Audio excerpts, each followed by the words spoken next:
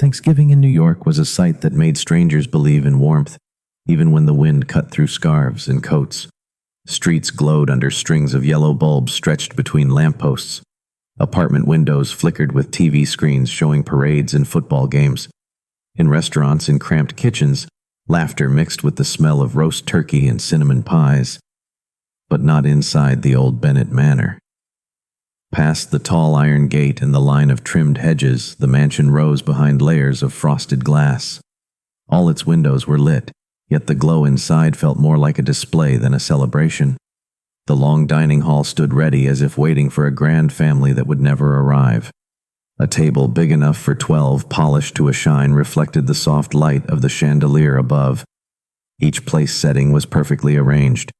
Crystal glasses, silver forks, porcelain plates rimmed with gold. But at the head of that table sat only one man, his dark hair flecked with the faintest trace of gray near his temples, his tailored wool coat resting neatly on the back of his chair. Liam Archer, 42 years old, CEO of Archer Holdings, owner of half the skyline that glowed beyond the tall windows. He could command a boardroom of 20 men with a single nod, could make headlines with one signature, yet tonight he struggled to lift his fork.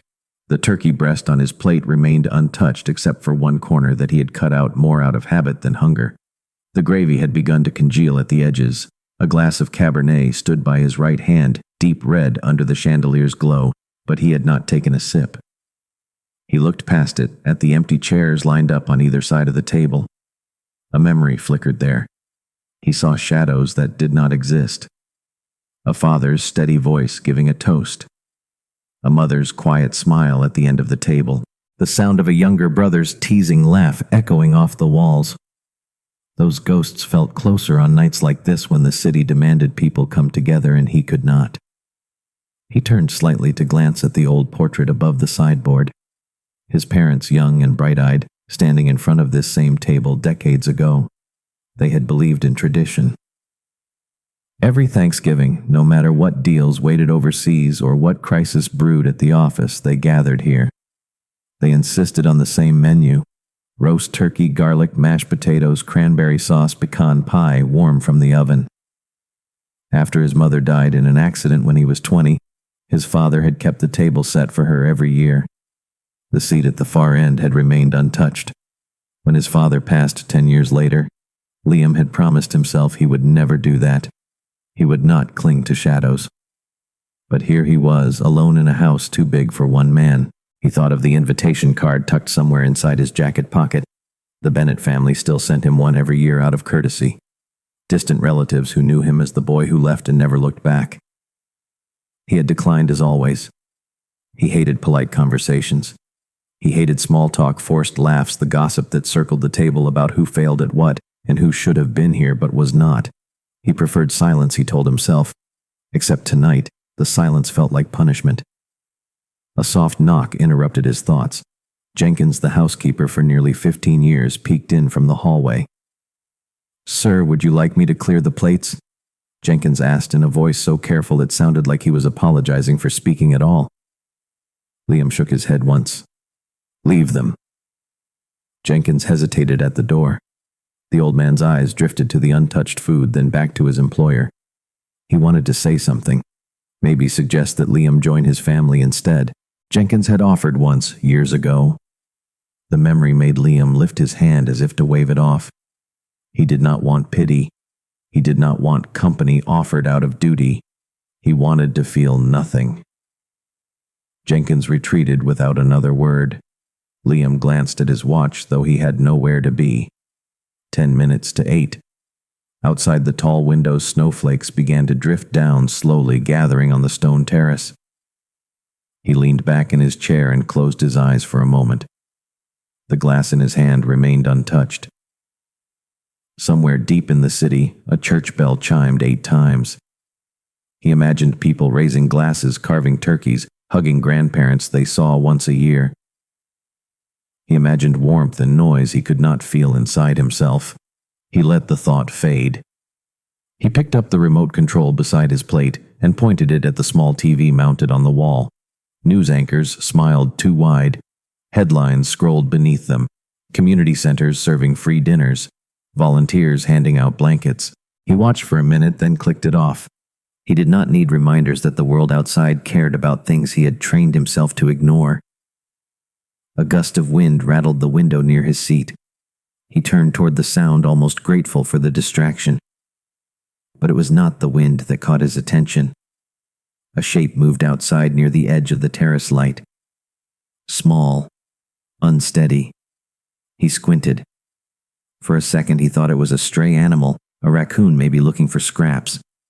Then the figure stepped closer to the glass. He saw a tiny face pressed to the window, big eyes under a knitted hat, wisps of golden hair peeking out.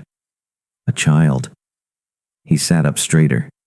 He had no children of his own, no nieces or nephews who would appear like this. The girl stood perfectly still, her breath fogging up the glass. In her arms she clutched something small and floppy, a stuffed bear worn at the seams. Liam blinked once, half believing she would vanish if he did. But she did not.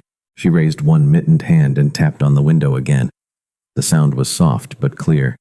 Tap, tap. Then she mouthed something he could not hear. Her lips moved slowly, forming words simple but impossible in this place. "Why are you eating alone, sir?" Liam froze in his chair, the soft echo of the tap still alive in his ears. He wondered for a heartbeat if he had finally gone mad, if the ghosts he fought every Thanksgiving had decided to take shape as a child in a red coat with a bear in her arms. But then she tapped again. This time her mitten slipping slightly so that her small palm pressed flat against the cold glass. The look on her face was not afraid, not shy, just steady, wide-eyed, as if she belonged there more than he did. Slowly he set his wine glass down, stood and adjusted the cuffs of his shirt, an automatic gesture pointless now. He crossed the long dining room floor, the sound of his footsteps muffled by the thick carpet.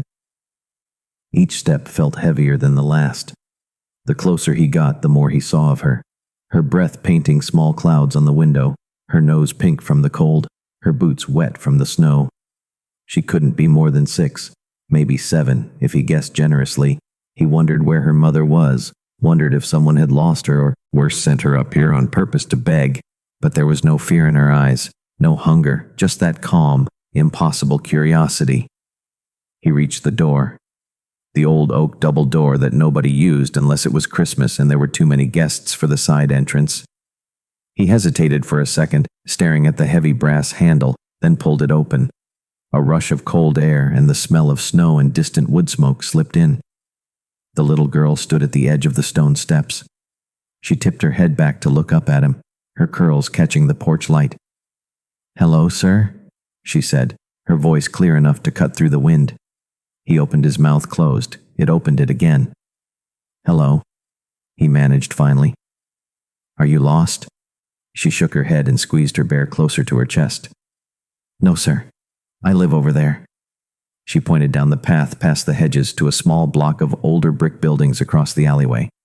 He followed her finger, his eyes adjusting to the dim blur of yellow light in a window on the 3rd floor. He tried to place who lived there, but his mind offered nothing. He had never really seen his neighbors, not in years, not beyond a passing glance at their cars or a wave at a neighborhood meeting if he even bothered showing up. He looked back at her and asked gently, "Does your mother know you're here?" She nodded. "My mom is cooking. She thinks you should not eat alone." Her voice wobbled just a little on the last word, like she had practiced it. He almost laughed, but it caught in his chest, turning into something closer to a sigh. "I'm fine," he said softly. "But thank you for asking." She frowned in that unconvinced way only children can manage, and took a tiny step forward, snow crunching under her boots. "You look sad," she said, matter-of-factly. Liam felt something strange move under his ribs. "Sad," he repeated, tasting the word. He wanted to argue, say no, that he was simply tired, that work had been demanding, that holidays were nonsense anyway, but the lie stuck in his throat. The child waited. He had nothing to offer her, not coins, not candy, not the practiced nod he gave beggars on the street. She did not want anything from him except an answer. So he told her the truth. "I suppose I am." He said it so quietly he wondered if she'd heard, but her eyes brightened like she had solved a puzzle. She pointed to the stuffed bear. "This is Henry. He's good at dinner, too. He keeps me company when Mom is busy." He looked down at the bear, then at her, then back at the bear. "Is that so? Henry keeps you company?" She nodded solemnly and then, without asking, stepped closer, held up the bear toward him, tiny arms outstretched. "Here, you can borrow him if you want." Liam almost laughed again. This time it did not catch. He did not take the bear, but he crouched down so they were at eye level. The cold from the stone steps seeped through his trousers, but he did not care. "What is your name?" he asked. "Sophie." She replied with a small grin. Her teeth were slightly crooked, one front tooth missing. "Where is your mom, Sophie?" He pressed gently. Sophie turned to point. Again, the window was still glowing. "She's cooking dinner for us. She wanted to invite you, but she was shy, so I came," she said. "Nobody should be alone tonight." Her eyes searched his face like she was looking for the place where Alone was hiding. Liam stared at her for a long time. He thought of the table behind him, of the 12 chairs and the single plate. He thought of Jenkins pretending not to watch from the hallway. He thought of all the nights he had chosen to close doors instead of open them. Then the smallest voice said again, "Why are you eating alone, sir?" He could not remember the last time someone asked him a question that simple, that clear. He swallowed the cold air sharp in his throat. "I don't know," he said. And suddenly, that felt like the saddest answer in the world. Sophie reached out her free hand, the mitten small and damp, and held it up to him. "Come," she said. "Come, have dinner with us." He blinked. "Sophie, we don't know each other." He gestured helplessly at the mansion behind him, at the polished life that had no room for mismatched plates and second-hand coats. Sophie only tilted her head, eyes round like moons. "My mom says everyone is family on Thanksgiving." Liam let out a soft breath. It curled in the cold between them. "Family," he repeated the word. Sounded foreign when he said it. Sophie smiled like she had won something. She tugged his hand a little, not much, but enough that he felt the gentle, insistent pull. He should have said no. He should have closed the door, called someone, found her. Mother explained the misunderstanding. But he didn't. Instead, he let her tiny mittened fingers wrap around 2 of his. He felt the warmth of her small palm through the wool. She stepped back, tugging him gently down the steps. He followed. They walked past the hedges under the streetlight that flickered on and off. Snow clung to her hat, to his hair. He did not feel the cold. Not anymore. Halfway down the path, she looked up at him and said very seriously, "You should bring something. Mom says you never go empty." "Oh, handed." He almost laughed again. The sound warm this time. "Wait," he said, and gently slipped his hand from hers. "Stay right here." He ran back up the path into the house. The warmth inside felt empty now, glaring too bright. He found Jenkins in the hallway, eyes wide. "Sir," Jenkins began, but Liam was already at the sideboard. He grabbed the pie, the one untouched, perfect apple pie that Jenkins had ordered special from the city's best bakery. He lifted it carefully, then turned back to the door. Jenkins started to speak again, but Liam just shook his head softly. "Happy Thanksgiving, Jenkins," he said, and for once his voice sounded like it meant it. He stepped out into the cold again, pie in hand. Sophie waited exactly where he had left her. She saw the pie and her eyes widened approvingly. "Good," she said. "Mom loves pie." He offered his free hand again. She took it together. They walked across the street, past the empty yards and closed doors, past all the things Liam had built to keep the world out. The pie felt warm through the box. The child's hand felt warmer. When they reached her building, she let go of his hand only to push open the lobby door. She turned back to him, her small face serious. "Sir," she said, "do you like chicken?" He almost laughed again, his chest light for the first time in years. "I think I might," he said, and followed her inside. The lobby was narrow, dimly lit by an old chandelier with 3 bulbs missing. The floor tiles were cracked in places, a small welcome mat curling at the edges. Sophie skipped ahead, her boots squeaking on the linoleum. She turned back every few steps to make sure he was still behind her. Liam felt the warm box shift slightly in his hands, the smell of cinnamon and baked apples sneaking out from the small vent in the lid. He realized he hadn't carried anything homemade in his hand since he was a boy, bringing pies to his grandmother's kitchen. It felt oddly grounding, like proof that this was real. Sophie led him up a narrow staircase, her small hand brushing the rail as she climbed. The building was quiet but not silent. He could hear a TV somewhere muffled. Laughter, footsteps overhead. Life. Normal life layered and breathing around him. They reached the 3rd floor. Sophie paused in front of a faded green door, the number 3B painted on a crooked metal plate. She turned to him, her mittened hand lifted for a soft knock. She didn't wait for an answer. She pushed the door open with her shoulder and called out, "Mommy, I brought him." The apartment smelled like roasted chicken butter and something sweet underneath a faint trace of fresh soap.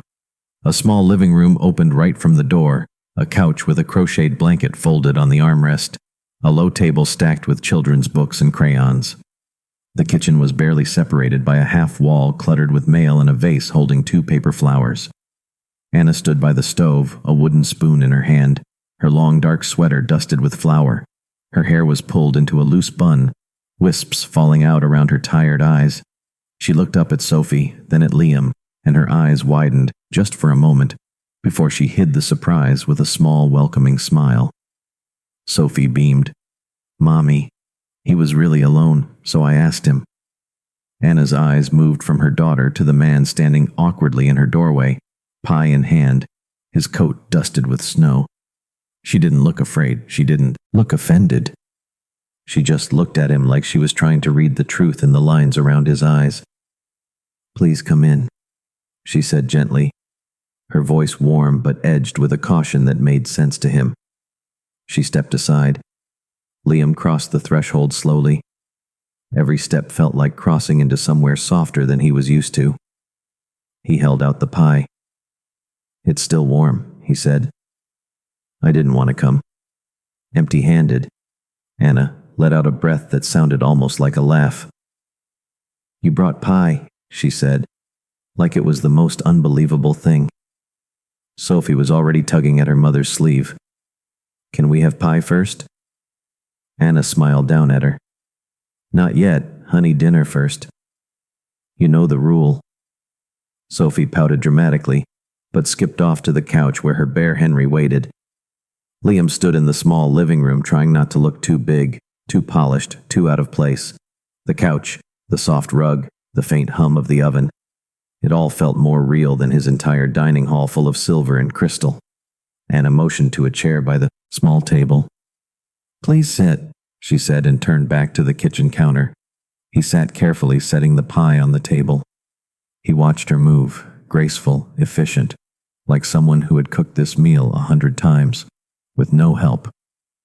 She glanced at him once over her shoulder. "Do you drink coffee or tea?"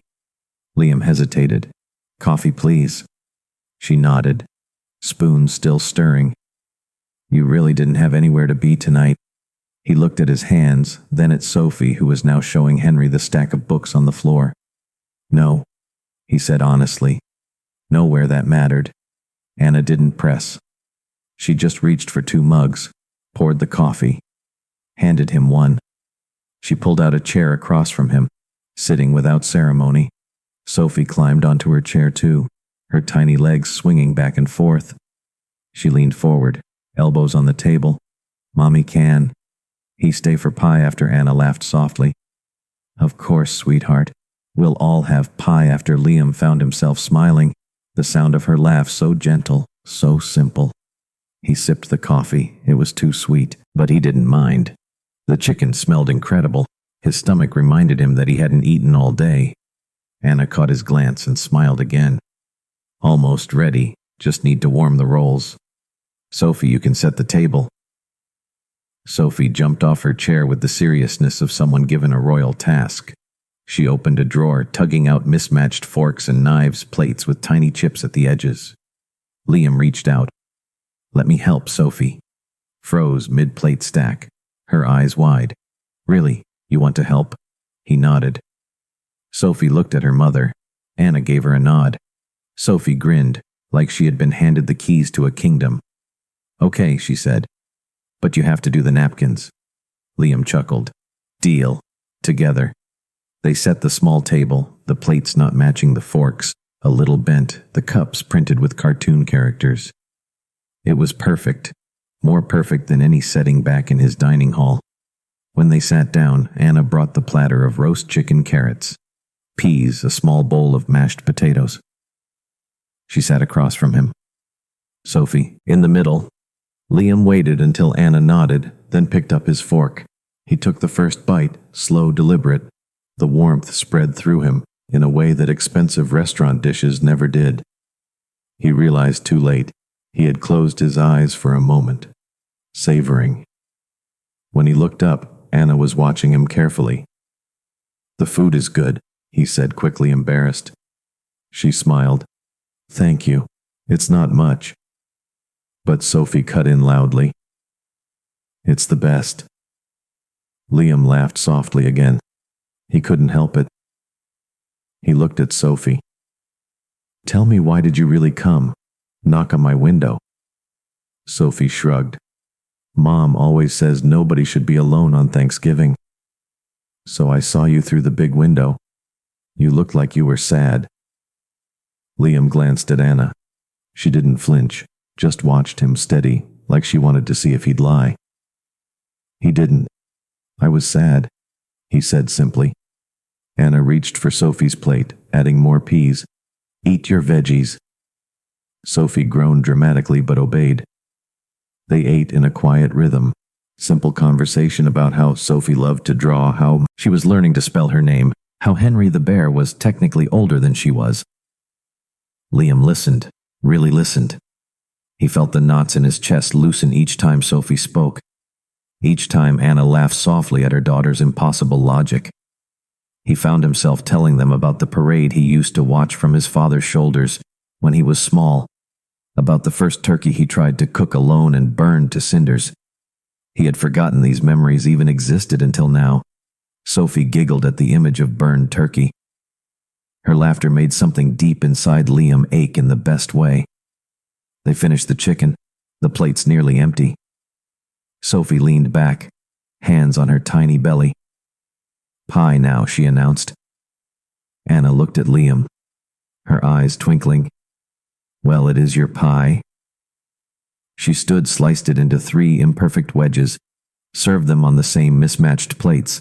Liam took his first bite, sweet, tart, warm. He thought of his cavernous dining hall, the untouched food and crystal glasses, and felt no regret, none. Sophie grinned at him, sticky apple on her chin. "Do you feel better now, sir?" Liam paused, then nodded. "Yes, Sophie, I do." The last crumbs of pie were gone.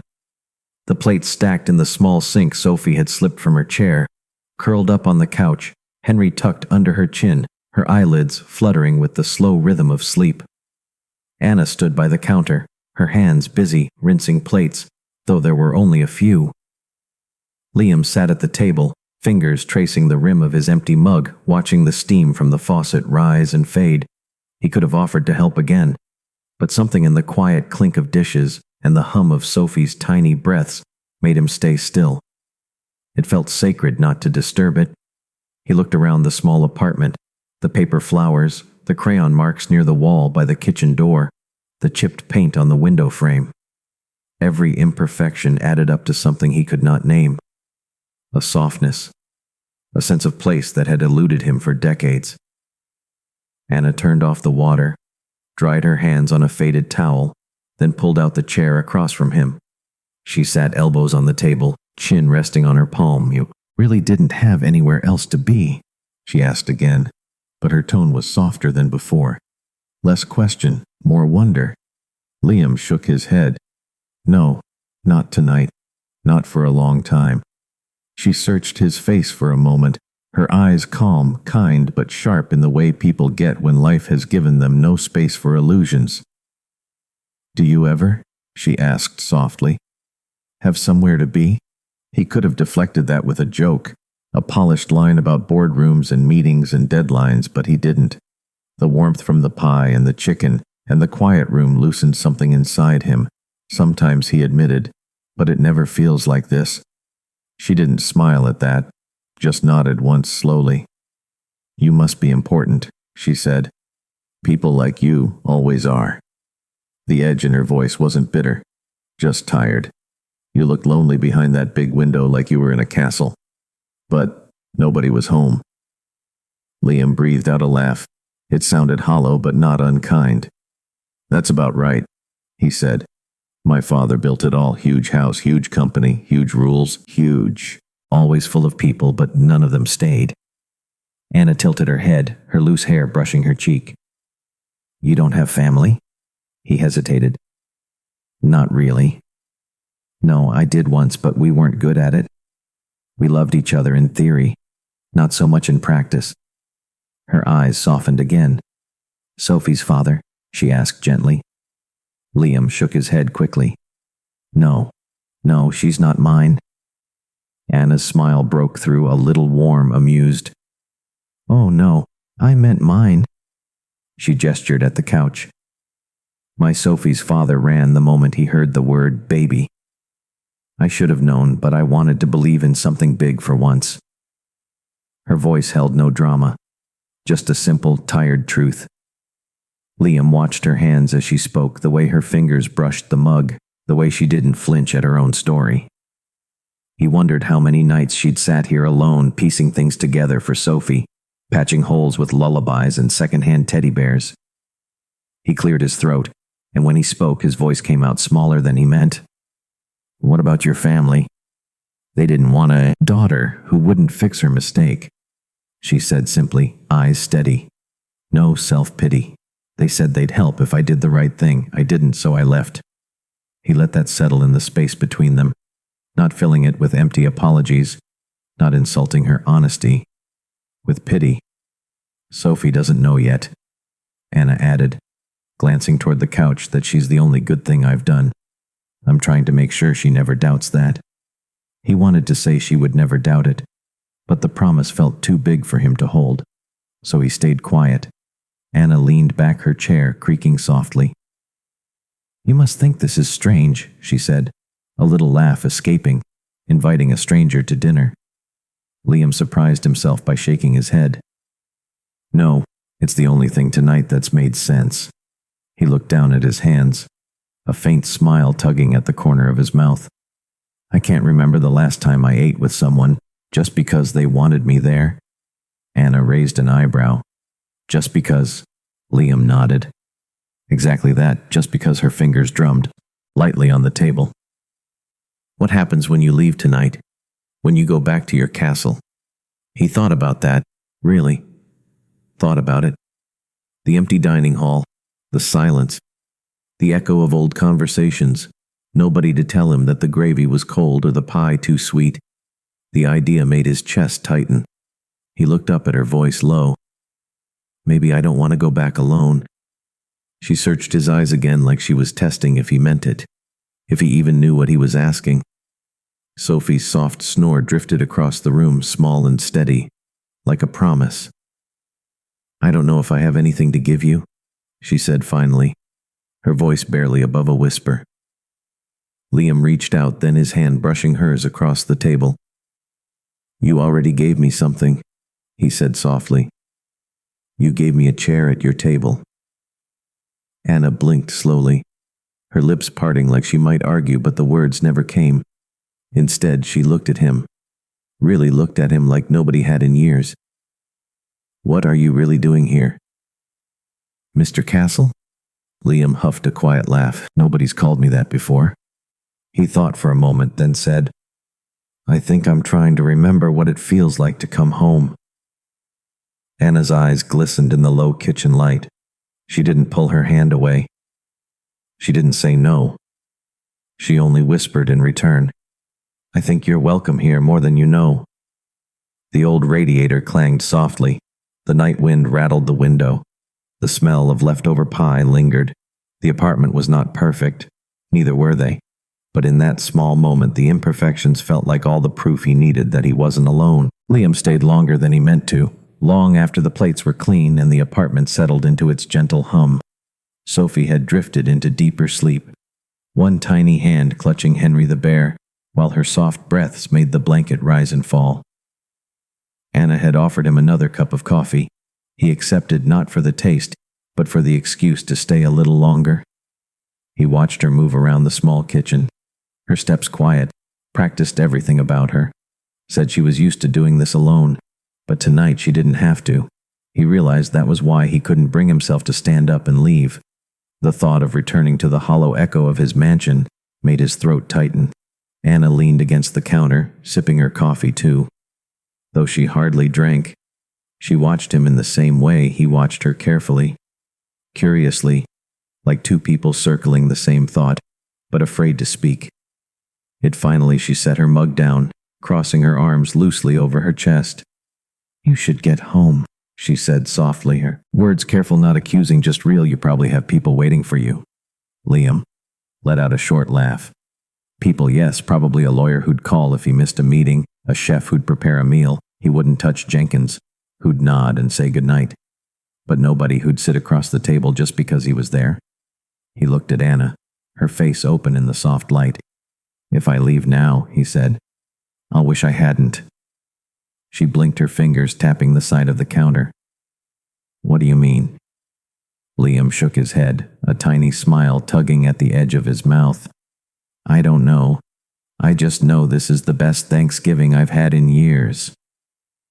Anna's lips parted, a small huff of a laugh escaping. "You ate chicken and store pie with a stranger and a 6-year-old?" Liam's smile widened. "Exactly. That's what made it perfect." Anna lowered her gaze, shaking her head like she wanted to argue but didn't have the heart to. He stood slowly, brushing imaginary lint from his sleeves out of habit, then looked at Sophie, asleep on the couch, her curls tangled around her cheeks, her tiny mouth open. She looked safe here, like she had no idea the world could ever be unkind. "Thank you," he said to Anna, his voice softer now, "for letting me stay, for letting me not be alone." Anna pushed herself away from the counter, walked him to the door. She didn't open it right away. Instead, she leaned her back against it, her fingers playing with the hem of her sweater. "Do you do this often?" she asked. "What, knock on strangers' doors?" Liam chuckled. "No, have dinner with real people." Anna smiled at that.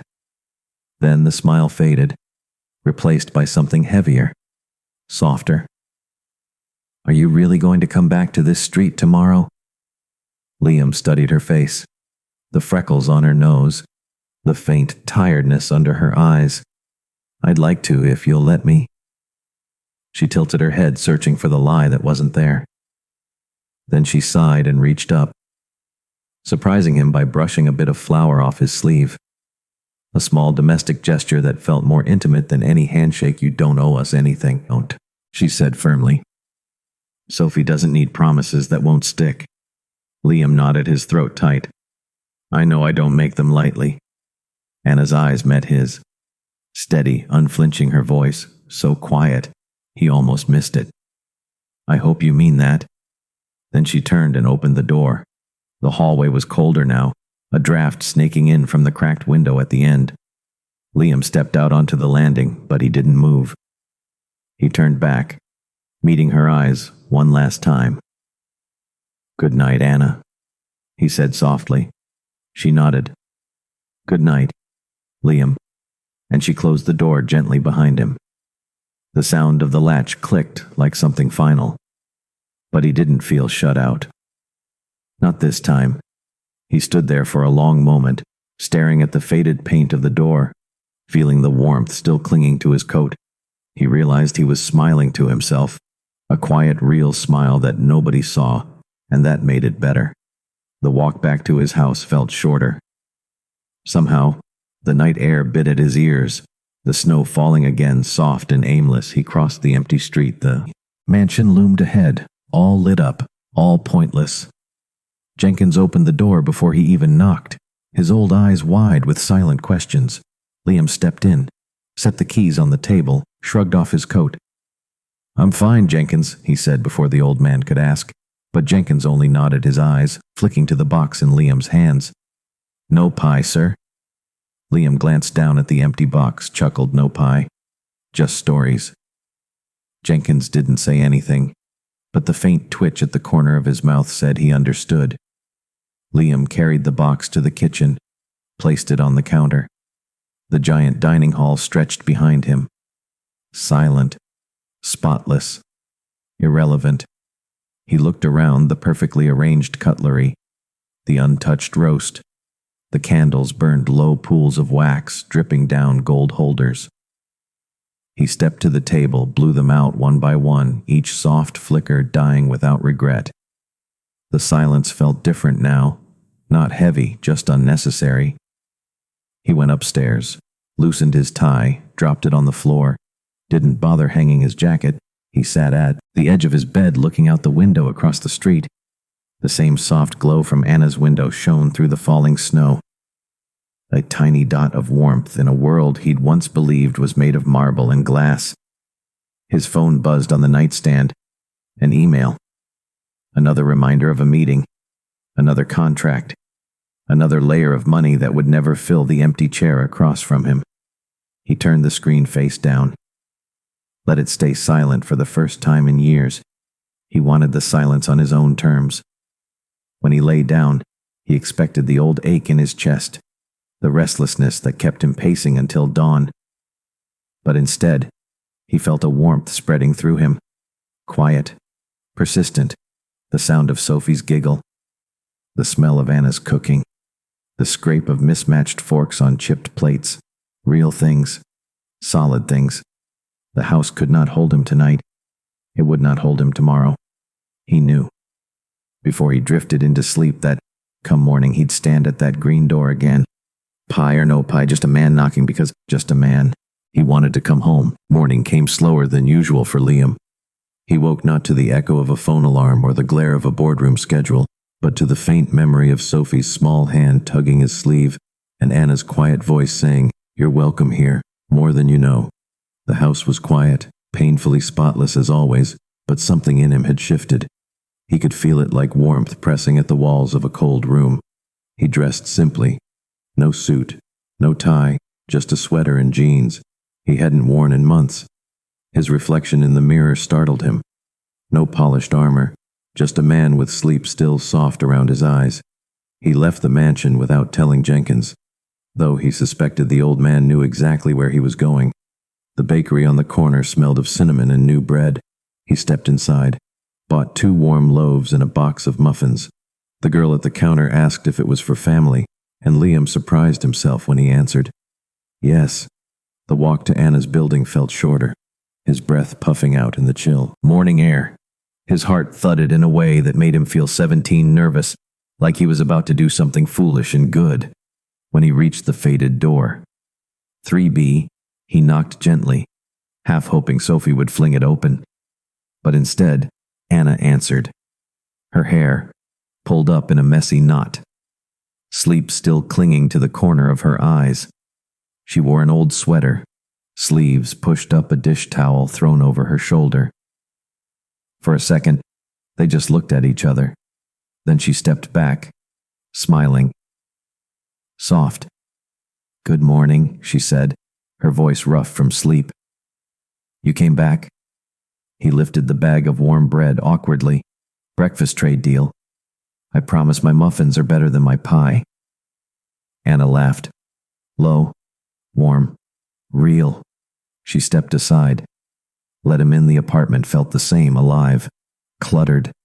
The smell of weak coffee and the faint sweetness of syrup drifted through. Sophie was still in her pajamas. Feet bare, hair, a soft halo around her face. She spotted him, squealed Uncle Liam. "You came." She ran at him full speed. He dropped the bag just in time to catch her tiny arms wrapping around his neck. He laughed, the sound catching him off guard. A real laugh rumbling up from a place he'd forgotten existed. Anna stood by the counter watching them, her smile tired, but something brighter behind it. Sophie dragged him to the table where crayons and half-finished drawings spilled across the surface. Sit here, draw with me. Liam, Sad obeyed, picked up a green crayon, drew a terrible crooked cat. Sophie giggled, corrected him with a pink crayon, adding whiskers and a crown. Anna moved around them, pouring coffee for him, orange juice for Sophie. She sat too, joining the morning, not as hostess, but as something closer to him, closer to the warmth they were building word by word. Liam found himself telling stories, small ones about his mother's old garden, how he once hid under a hedge for hours because he didn't want to wear a tiny tuxedo. Sophie listened wide-eyed, her fingers busy coloring. Anna watched him in between sips of coffee, her foot brushing his under the table once. Twice he didn't pull away, neither did she. When breakfast was done, Sophie jumped up, announced she was going to make him a card. She dashed off to her corner of the couch, paper and markers scattering. Anna started gathering plates. Liam reached, stopped her, his hand closing over hers. Let me help. She didn't argue. They washed dishes together, standing close. The space between them, humming with something soft and new. Bubbles clung to their fingers. Their arms brushed every now and then. Neither spoke too much. Instead, they moved like they'd done this before. Like they were learning the shape of ordinary life together. Outside the window, snow began to fall again. Lazy flakes drifting down, painting the cracked sidewalk below. Anna dried her hands, leaned against the counter. You really came back, she said again. Not a question. More. A quiet marvel. I told you I would, Liam replied, his voice steady. She tilted her head, searching his face for the lie again, finding none. Sophie's voice drifted in from the living room. Mommy, look. She waved a card at them. A big, messy heart scrawled in blue marker. To Uncle Liam. Thank you for not being alone. Liam felt something tighten in his chest, in the best way. Anna read the words over his shoulder, her breath close enough to warm his neck. When she pulled back, her eyes shone. I hope you know, she said softly. She doesn't do this with anyone. Liam met her gaze. I know she trusts you, Anna said, and I think I do too. His throat worked around words he didn't know how to shape. Thank you seemed too small, too formal for the softness in this kitchen, the smell of warm bread, the hush of falling snow. He reached out, brushed a strand of hair from her cheek, let his fingers linger. She didn't flinch, didn't step away. Sophie barreled back, hugged his waist, small hands clutching his sweater. Can you come tomorrow too? She asked, her voice hopeful, fragile. He crouched, kissed her hair. Yes. Promise. Anna's breath hitched. He looked up at her. I mean it. She nodded, slowly, her hand finding his on the edge of the counter, squeezing once, twice when he left that afternoon. The apartment door didn't feel like a goodbye, just a pause. He carried Sophie's card folded in his pocket, felt it every time he slipped his hand in, felt it like a promise, like a small, gentle weight, telling him he belonged somewhere tomorrow. Came then, the next day too. Small mornings turned to evenings. He brought groceries, fixed the flickering light in the hallway, read Sophie, bedtime stories. When Anna's shift ran late, he found himself at ease on their old couch. Sophie curled under his arm, Anna leaning against his shoulder. He still left every night, but the leaving felt different, lighter because it wasn't leaving. It was choosing to return again and again. The mansion remained cold, untouched, the dining hall unused, but Liam didn't mind. Jenkins watched him quietly every night when he returned. No words, just a soft nod that said, I see you, sir. I see the change by the end of the week, Liam. He stopped calling it her apartment in his mind. When he thought about it lying awake in his too-big bed, he called it home, not because he owned it, not because it was grand, but because it was warm, because there was pie and crayons and a 6-year-old who believed he'd show up every time, because Anna would stand by the counter, arms crossed, soft smile, asking him to stay for just one more cup of coffee, one more small forever. March came with rain washing away the last patches of snow, and Liam found himself standing at Anna's door more nights than not. Sometimes he brought Sophie coloring books. Sometimes he just brought himself one Friday evening. He knocked as usual, but when the door opened, he knew something was different. Anna stood there, jacket on, keys in hand, eyes bright with something close to panic. Liam's heart dropped. "What is it?" he asked. Before she could speak, she glanced back at Sophie, who was perched on the couch hugging Henry, her favorite bear, then back at him. "It's my shift," she said, voice tight. "My coworker called out. They asked if I can cover last minute. I can't say no." Liam blinked. "Okay, so what do you need? I can wait here with Sophie." Anna's brows pinched. "You'd do that?" she asked. "You don't have to. I can call the neighbor." Liam cut her off gently. "Anna, I want to." She hesitated a second, then shoved the keys into his hand. "The sitter's number is on the fridge," she said fast. "Sophie's bedtime is 8, no sugar, is after 7, and she likes a story after bath. Henry needs to be nearby or she won't sleep." Liam almost laughed at the rush of instructions, but instead he nodded. "Got it. We'll be fine. Go." She looked like she might say more, but then Sophie called from the couch. "Mommy, it's okay. Uncle Liam is here." Anna's face crumpled for a heartbeat, then smoothed into a small, grateful smile. She touched his arm, squeezed his wrist. "Thank you," she whispered. Then she was gone. Liam closed the door behind her, turned to Sophie, who stared up at him wide-eyed. "So, Uncle Liam," she said seriously, "you know how to make mac and cheese?" Liam grinned. "Maybe tonight. You can teach me." They made dinner together, if you could call it that. Sophie did most of it. He stirred the pot. Way too slowly. She giggled every time he dropped noodles on the floor. Henry sat at the table, too propped up in his own little chair after dinner. He helped Sophie with her bath. More bubbles ended up on the floor than in the tub, but her laughter made it worth it.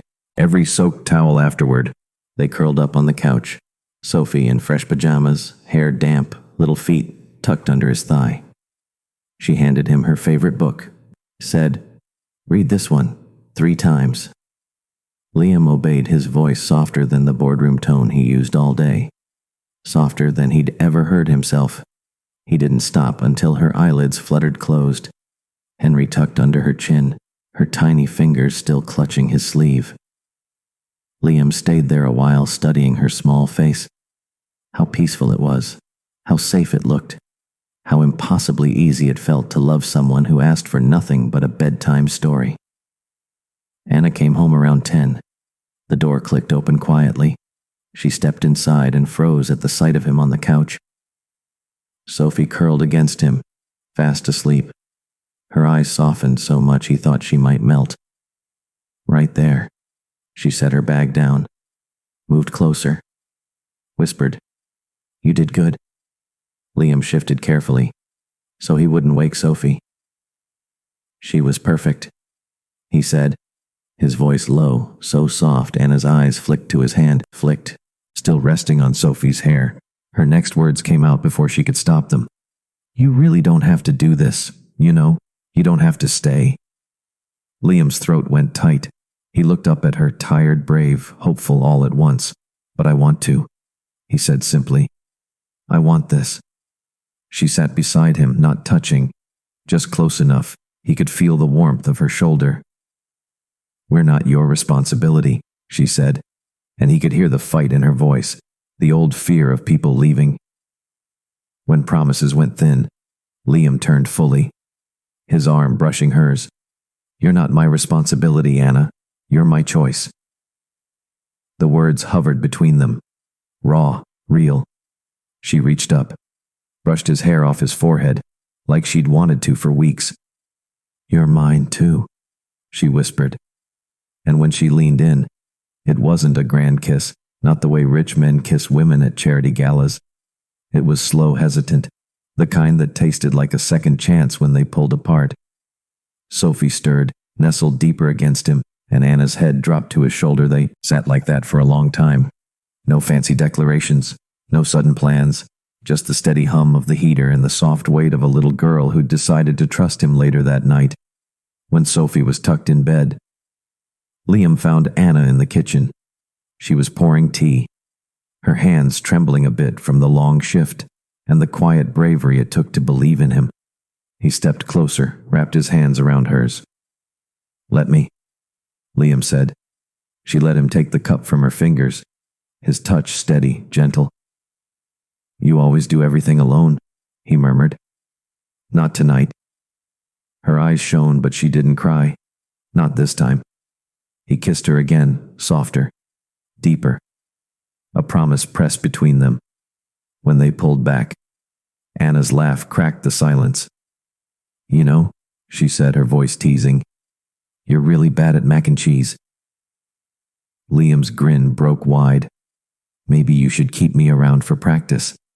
She rolled her eyes but didn't step away. "Good night, Liam," she whispered.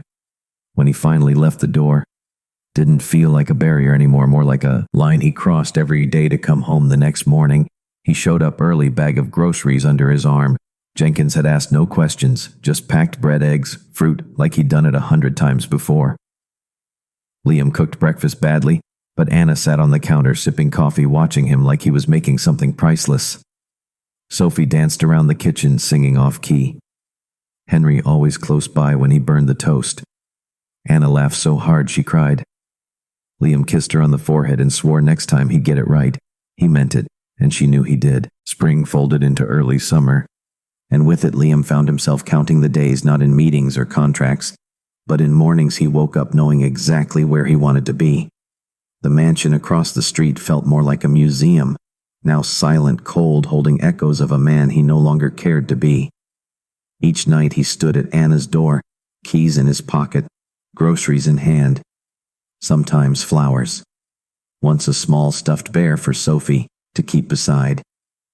Henry. Each knock felt less like asking permission and more like returning home.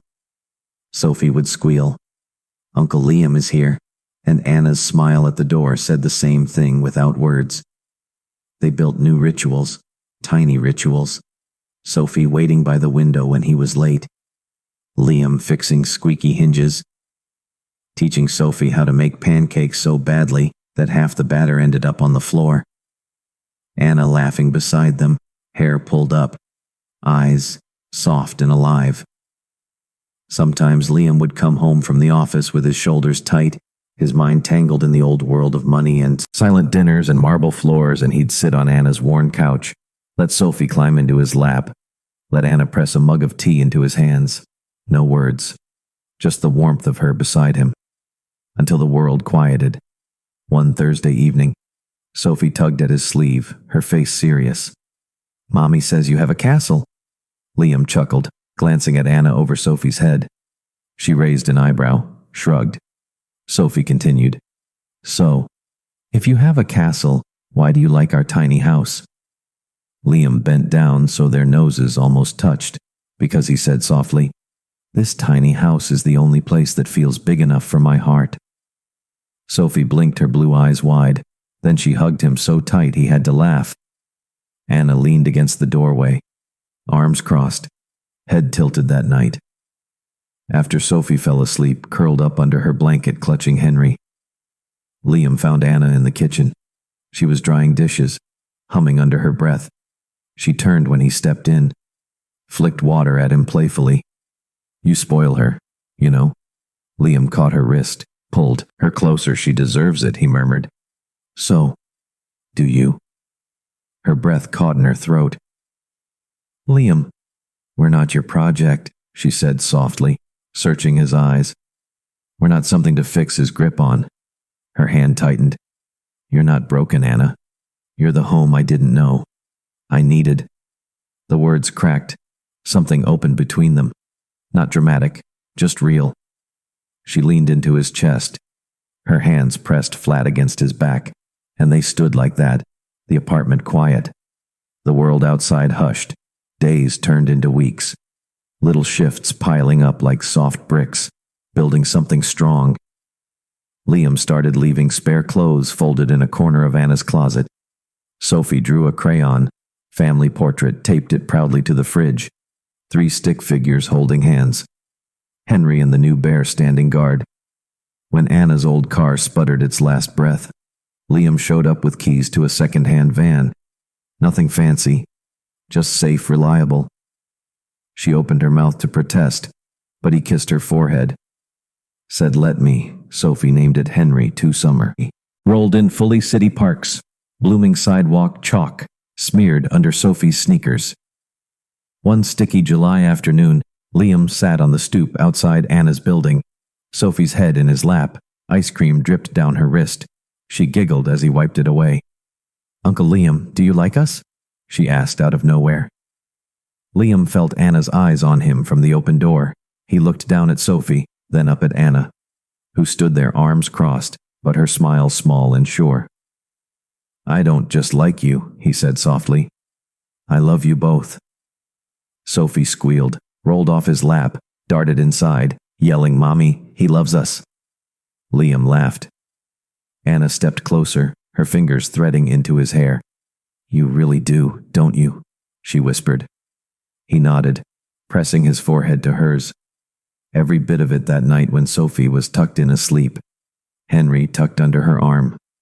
Liam and Anna sat on the couch, his hand curled around hers. "You know," she whispered, "we're enough, as we are." He smiled, tired, soft content. "I know you are, but I want to be enough for you too." She kissed him, slow, unhurried. "You already are." September brought cooler nights, golden leaves. Sophie started. First grade came home each day with stories about letters and numbers and how her teacher said she was the best sharer. Liam sat with her every night practicing letters, helping with sticky scissors, cutting out paper hearts.